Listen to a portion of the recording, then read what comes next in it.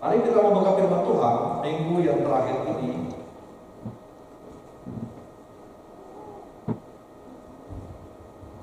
Kita tiba pada Kisah Para Rasul pasal yang ke-7. Kisah Para Rasul pasal yang ke-7. Ayat 54 sampai ayat 60. Kisah Para Rasul pasal 7 ayat 54 sampai ayat 60. Stefanus dibunuh, Saulus hadir. Ketika anggota-anggota Mahkamah Agama itu mendengar semuanya itu, maksudnya sudah mendengar kesaksian yang disampaikan oleh Stefanus pada pasal 7 ayat-ayat sebelumnya. Ketika mereka mendengar semuanya itu, sangat tertusuk hati mereka. Maka mereka menyambutnya dengan gertakan gigi. Tetapi Stefanus yang penuh dengan Roh Kudus menatap ke langit, lalu melihat kemuliaan Allah dan Yesus berdiri di sebelah kanan Allah. Lalu katanya, sungguh aku melihat langit terbuka dan Anak Manusia berdiri di sebelah kanan Allah. Maka berteriak-teriaklah mereka dan sambil menutup telinga serentak menyerbu dia. Mereka menyeret dia ke luar kota, lalu melemparinya, dan saksi-saksi meletakkan jubah mereka di depan kaki seorang muda yang bernama Saulus. Sedang mereka melemparinya, Stefanus berdoa. Katanya, "Ya Tuhan Yesus, terimalah rohku." Sambil berlutut dia berseru dengan suara nyaring, "Tuhan, janganlah tanggungkan dosa ini kepada mereka." Dan dengan berkata itu, meninggallah. Demikianlah pembacaan firman Tuhan. Judul kita minggu terakhir ini dalam seri kita 5 minggu ini adalah upah bagi yang berani mengikut Tuhan. Upah yang bagi yang berani mengikuti Tuhan. Bapak Ibu kekasih dalam Tuhan Yesus Kristus, pada zaman dulu, pada zaman gereja mula, waktu itu Injil baru saja masuk. Untuk mengikuti Yesus pada waktu itu tidaklah segampang pada zaman sekarang ini. Sangat sulit sekali waktu itu. Dengan segala keterbatasan. Pada zaman itu sedikit sekali orang percaya.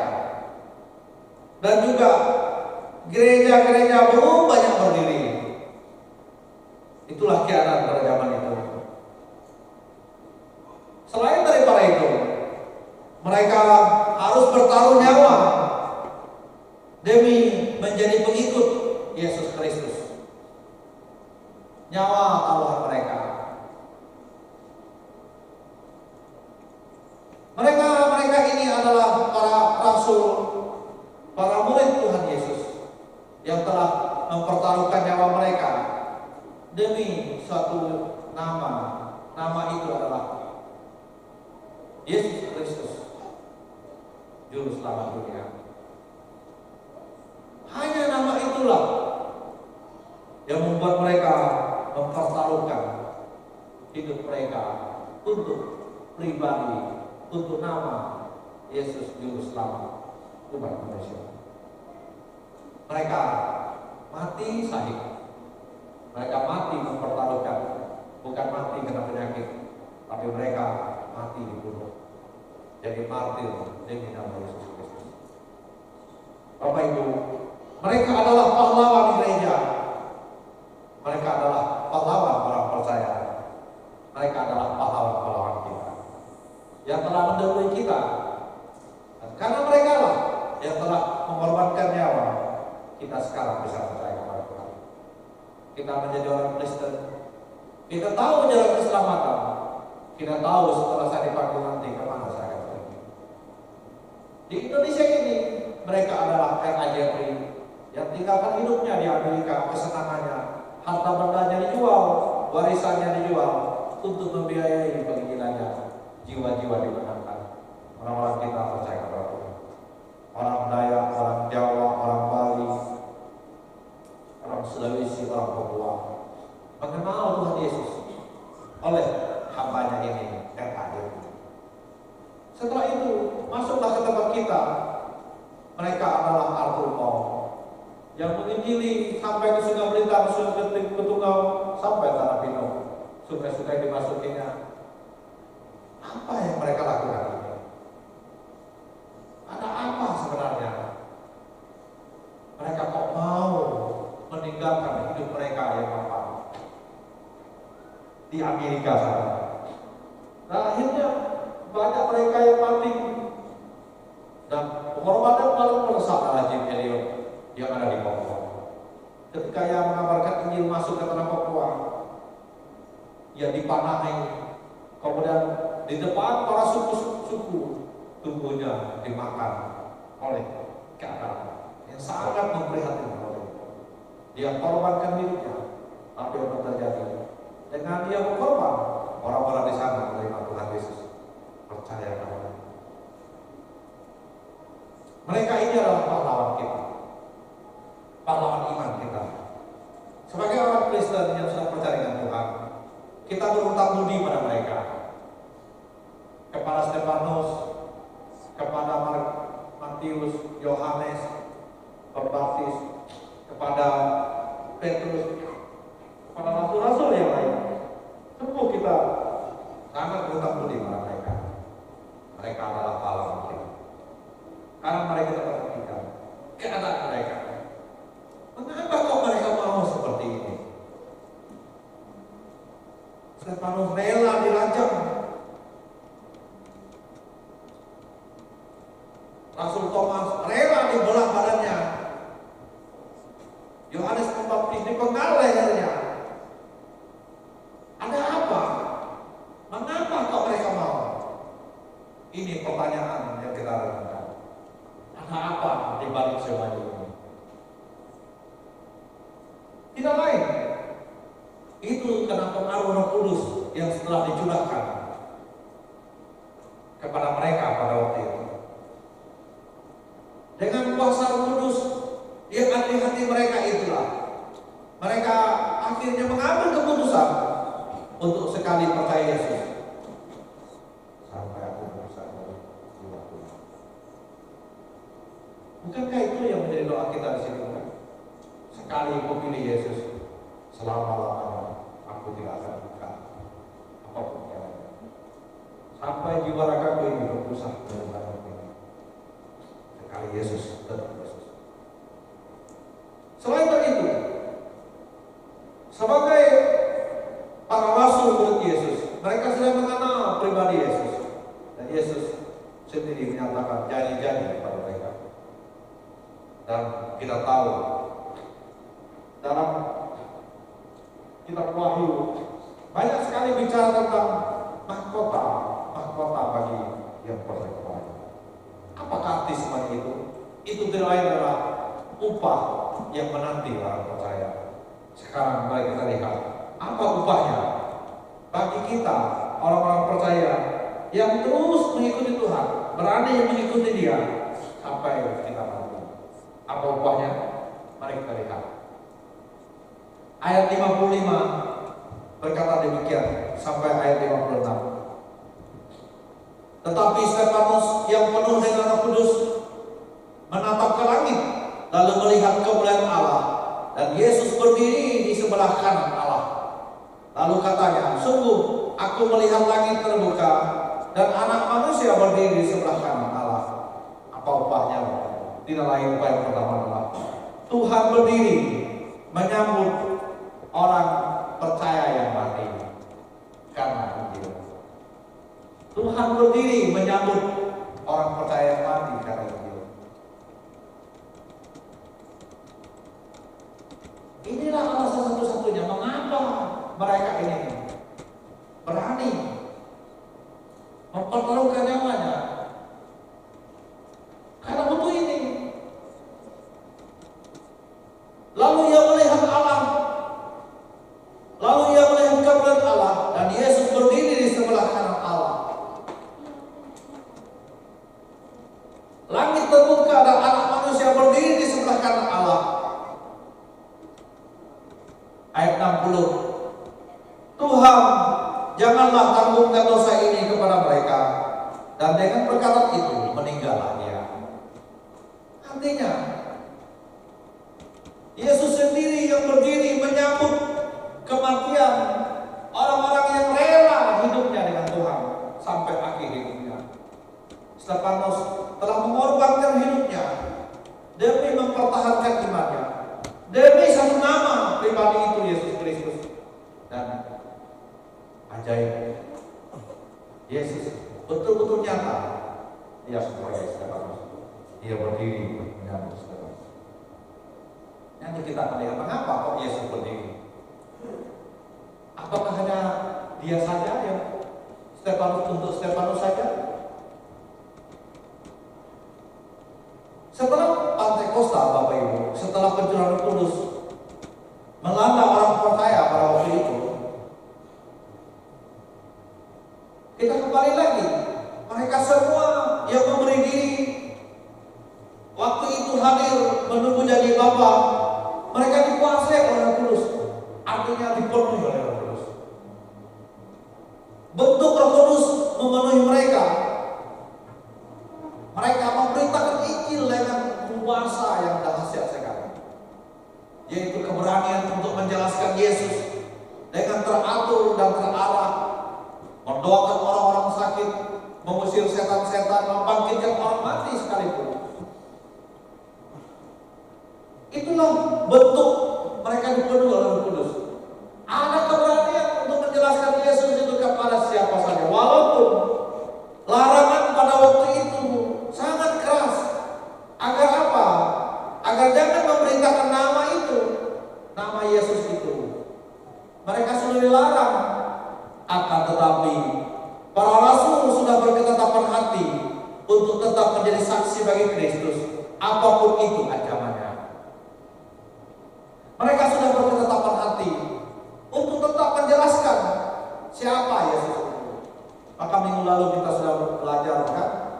Karena Petrus berkata, lebih baik kami taat kepada Allah daripada taat kepada manusia. Perkataan itu bukan perkataan manusia, tetapi itu perkataan karena dorongan Roh Kudus. Mereka sudah mengambil ketetapan hati untuk menjadi percaya kepada Tuhan Yesus. Bapak Ibu, di sini kita sering mendengar doa-doa dinaikkan. Sekali aku percaya kepada Tuhan, tetaplah sama sampai jiwaku ini berpisah dari aku. Ada apa dengan doa seperti ini? Mungkin ini Bapak Ibu akan biasa saja. Tapi bagi saya yang sudah mengambil keputusan untuk menjadi mewakafkan diri untuk pelayan Yesus Kristus dengan segala konsekuensi yang harus dihadapi, itu adalah iman kepada Tuhan. Karena memberitakan Injil tidak semua dapat diterima dengan baik. Seringkali Roh Kudus bekerja dengan amat dahsyat, tapi seringkali Roh Kudus diam, bisu, dan akhirnya ketagihan. Dalam persoalan itulah manusia harus peka.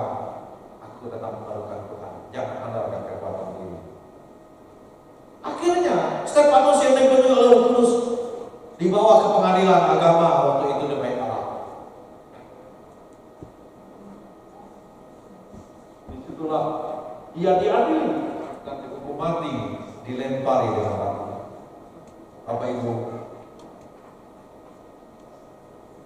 dalam saat seperti itulah Stefanus mencoba meneladani Tuhan Yesus. Bahkan dia berdoa seperti doa Tuhan Yesus ayat 59. Sedang mereka melemparinya, Stefanus berdoa, katanya, ya Tuhan, ya Tuhan Yesus, katanya, terimalah rohku. Stefanus kembali kepada Tuhan. Dia tahu siapa yang dipercayainya. Maka ia berusaha mencoba berdoa seperti yang Yesus lakukan. Tetapi Stefanus sebelumnya sudah memberikan kesaksian, bersoal jawab, menjawab semua pertanyaan-pertanyaan para hakim mahkamah agama itu. Stefanus sudah berhasil menjelaskan dengan sebaik-baiknya. Dari mana ia mulai menjelaskan? Tidak lain adalah dari bangsa Israel itu sendiri. Dia mulai menjelaskan Bapak Abraham, Ishak dan Yakub. Dan dari situlah garis keturunan mulai dirunutnya sampai dibuang ke tanah Mesir. Kemudian dari Mesir Yusuf menyelamatkan bangsa Israel, dan kemudian dari Mesir mereka kembali ke tanah Kanaan. Stefanus menjelaskan dengan rinci dengan sebaik-baiknya, dan tanah itulah tanah yang kita injak ini. Dia menjelaskan luar biasa. Tuhan memakai dia. Mengapa Stefanus kekeh sekali dalam imannya? Pertama, karena ia memahami betul siapa firman Tuhan ini, bagaimana firman Tuhan ini. Ia betul-betul paham ayat demi ayat, cerita-cerita firman Tuhan, kitab suci ini dia paham betul-betul. Dengan paham benar-benar, maka kokohlah imannya. Bapak Ibu, kita juga, kalau kita sudah betul-betul dengan firman Tuhan ini, siapa yang goncangkan kita? Walaupun badai menerpa anak-anak muda, walaupun godaan banyak sekali di dunia ini, tetapi kalau firman Tuhan itu kuat di hati kita, siapa yang bisa membedakan aku dengan Kristus? Siapa yang bisa pisahkan aku dengan Kristus? Tak ada lagi. Harta benda itu semua sementara, jabatan pangkat itu semua sementara, tapi siapa yang bisa aku dengan firman Tuhan? Keyakinanku dan kepercayaanku hanya Yesus Kristus. Kepadanya lah aku akan pergi menuju baiknya. Warren Wiersbe berkata, bagi Israel tentang Stefanus, pembunuhan Stefanus adalah pembunuhan yang ketiga.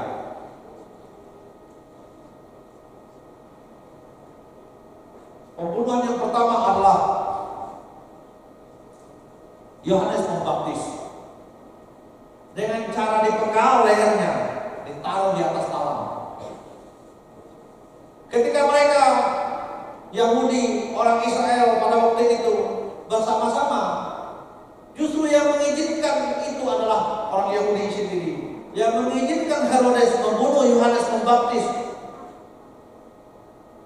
dan kepalanya ditaruh di talam dalam suatu acara pesta, dan anaknya menari di sana.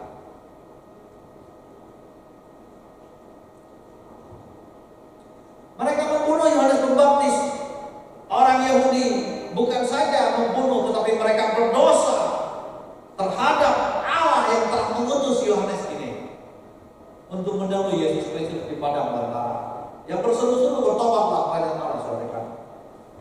Orang Yahudi berdosa kepada Allah yang mengutus Stefanus ini. Lalu yang kedua adalah pembunuhan Yesus Kristus. Mereka meminta Pilatus menyalibkan Yesus Kristus dan membunuh dia. Mereka, orang Yahudi, berdosa terhadap Allah Bapa. Itu menurut Warren Wiersbe. Yang ketiga, ketika mereka merajam Stefanus, Israel berdosa terhadap Roh Kudus yang bekerja melalui para rasul, melalui para hamba Yesus Kristus. Mereka berdosa terhadap Roh Kudus yang telah memutus para rasul ini, yang bekerja sangat dahsyat pasca Pentakosta itu.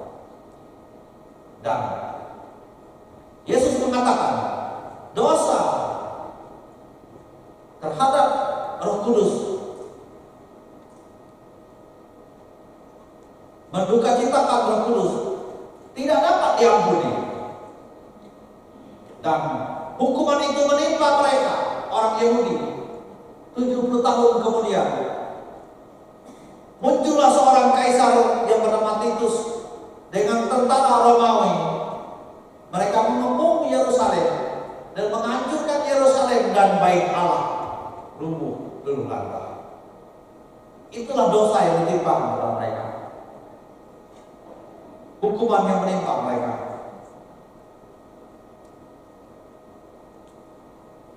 Karena apa? Mereka berdosa terhadap Roh Kudus yang telah memakai hamba-hambanya, yang telah diurapi oleh Roh Kudus. Roh Kuduslah yang memakai hamba-hamba ini sehingga mereka berani bicara atas nama Tuhan. Dan mereka membunuh mereka ini. Artinya mereka bukan berdosa terhadap para rasul, tapi mereka berdosa terhadap Roh Kudus. Dan dosa ini tidak bisa diampuni.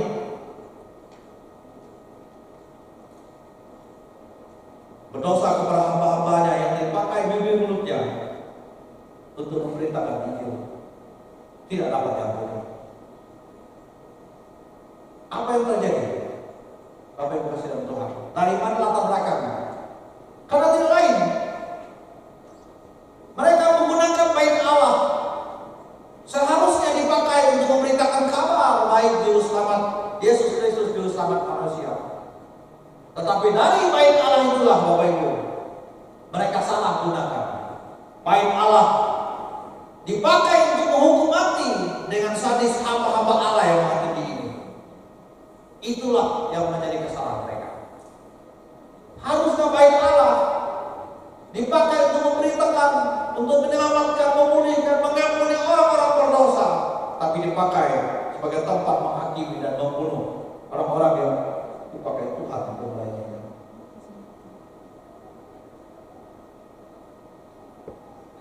Itulah mengapa Yerusalem dihancurkan. Mengapa mereka dibuang sekian ribu tahun hilang lenyap dan baru muncul pada tahun 1949.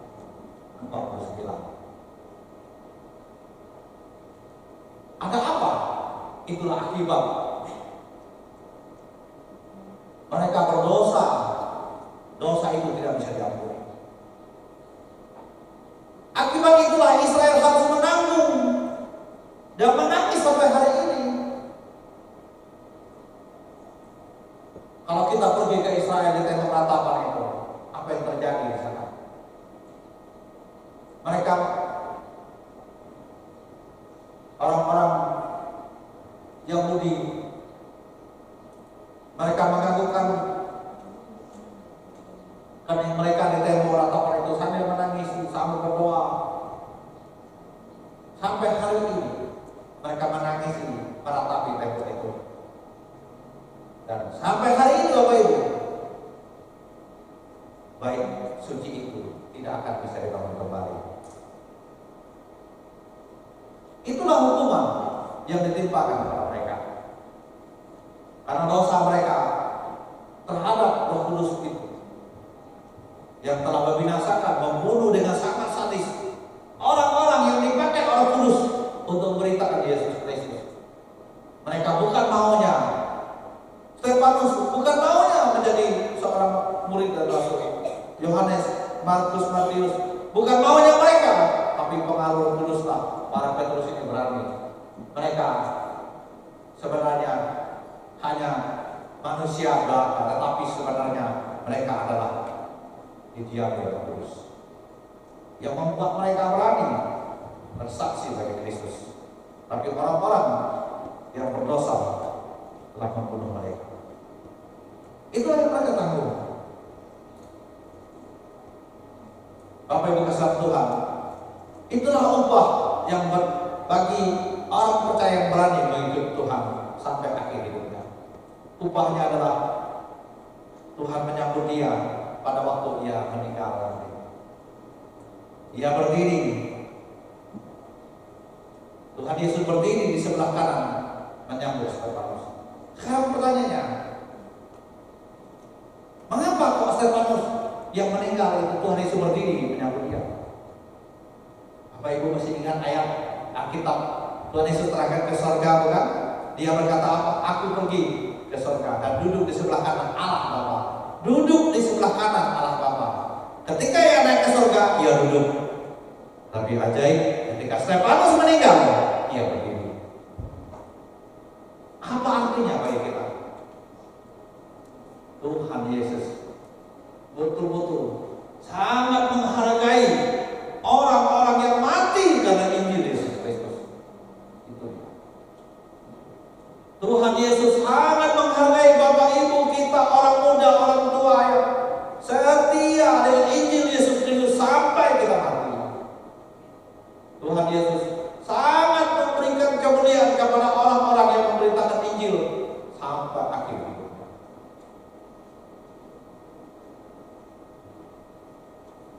Kepada siapa Yesus berdiri? Kepada Stefanus.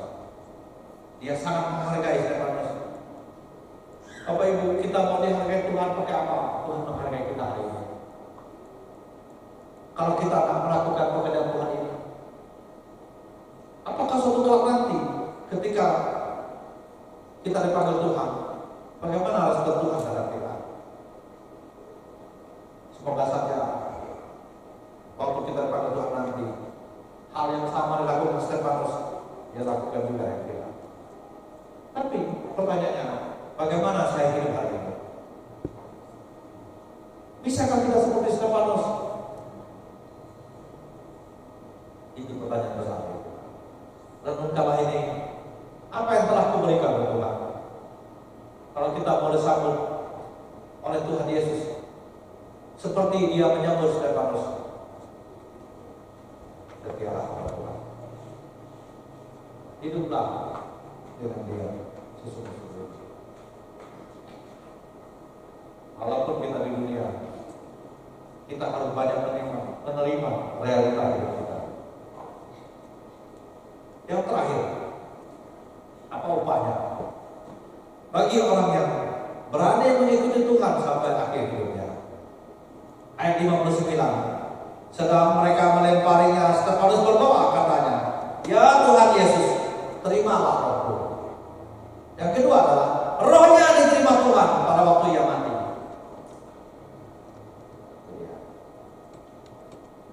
Roh orang-orang yang percaya, yang sungguh-sungguh kepada Tuhan pada waktu ia mati, ia diterima oleh Tuhan. Tuhan Yesus berdiri menerima roh Stefanus, sementara tubuhnya ditelan bumi. Tetapi rohnya bersama Bapa di surga. Dia diangkat. Dari sinilah kita tahu bahwa setiap orang percaya kepada Tuhan yang sungguh-sungguh di muka bumi ini, saat kematian menjemput dia, rohnya kembali kepada Bapa, tubuhnya ditelan bumi. Pada waktu Tuhan Yesus nanti datang kedua kali, maka tubuh orang-orang yang sudah mati di laut, di udara, di kubur-kuburan, di hutan rimba, yang percaya kepada Tuhan, dia diangkat, dibangkitkan, dan diberi tubuh yang baru. Stefanus, dia berdoa kepada Tuhan. Dengan doanya itu, Yesus menerima dia. Itu saatnya dia berdiri melihat menjemput Stefanus, katakanlah, luar biasa. Betapa mulianya Tuhan kita. Betapa mulianya kematian orang-orang yang berani mengikuti Tuhan. Walau nyawa taruhan, kita mengikuti Tuhan hari ini mungkin tidak korbankan nyawa kita, tetapi Tuhan hanya minta kita setia saja sampai akhir hidup. Itulah pesan Tuhan. Kita tidak diminta lagi untuk menjadi martir hari ini, tapi kita diminta setia sampai akhir hidup. Stefanus menerima mahkota kemuliaan. Mahkota kemuliaan akan diberikan kepada orang-orang yang berhasil mempertahankan Yesus Kristus walau nyawa taruhannya. Mahkota kemuliaan diberikan kepada orang yang berhasil memenangkan jiwa-jiwa, dan dia hidup selama-lamanya dengan Tuhan, memberikan mahkota kemuliaan. Dan Stefanus melihat sendiri bagaimana kemuliaan itu diberikan kepada ini, diberikan kepada kita, umat Tuhan yang hari ini percaya. Setelah Pentakosta, para murid Yesus Kristus berani mati bagi dia. Mereka menjadi martir. Allah tidak memanggil semua orang untuk menjadi martir, tetapi Ia memanggil kita untuk menjadi persembahan yang hidup, yang berkenan kepada Allah.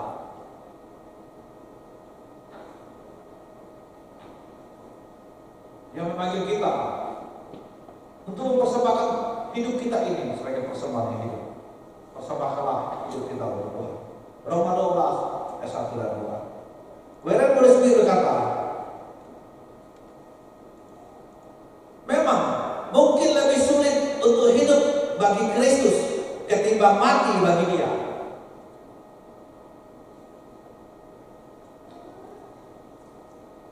Orang lebih mudah pada zaman itu mungkin mati bagi Kristus ketimbang hidup bagi Kristus pada waktu itu yang sangat sulit sekali.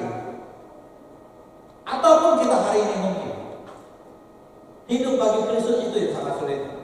Kalau mati bagi Kristus, saat kita percaya kita mati selesai kan. Tapi saya masih hidup, saya masih melayani, entahkah 20 tahun, 10 tahun, entahkah berapa tahun lagi. Untuk itulah begitu sulitnya. Tetapi kata William Wesley berkata, kalau kita hidup bagi Kristus, kita akan dipersiapkan untuk mati bagi Dia.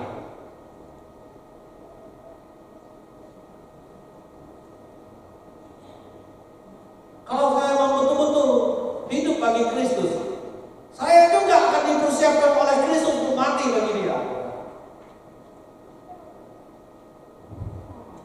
Artinya apa? Selama saya masih hidup, saya akan dipersiapkan oleh Tuhan untuk mati juga bagi Dia sampai Tuhan memanggil. Artinya saya tidak berubah setia. Kalau saya hidup bagi Kristus, mati pun saya bagi Dia. Tapi pertanyaannya, kalau hari ini saya hidup bukan untuk Kristus, bagaimana matinya saya? Pikirkanlah itu. Kalau itu dipanggil Allah bagi kita, kita percaya. Demikian firman Tuhan. Tuhan Yesus berkata.